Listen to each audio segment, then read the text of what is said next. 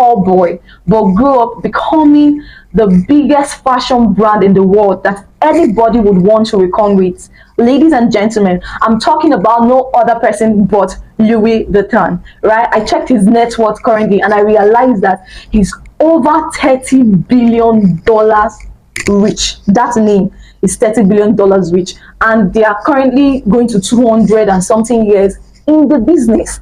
The last video we talked about on business, I highlighted that most Nigerian businesses have not been able to outlive their founders, but in this Louis Vuitton's case, the brand, the business outlived its founder. Okay, now let me take you back to the story of how Louis Vuitton grew up and then, got the world's attention. Now, Louis was born in 1821 into the family of Xavier Vuitton. The father is a farmer and also a hat maker, right? He assisted his father assisted his mother. He was a good boy, but like they say, fate struck, and then he lost his mother at age 10.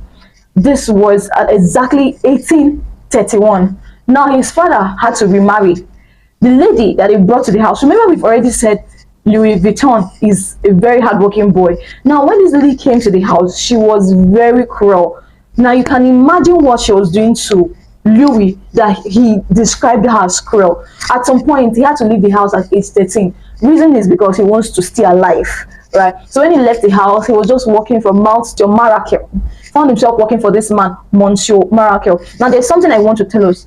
You see, when in this modern day, when I don't know if people have seen some ladies that they'll tell you, I'm going for maybe a weekend somewhere, I'm going for 3 days weekend, blah blah blah, and they want to pack. You see them carry different kind of eco like 5, and you'll be like, where are you going to? Calm down.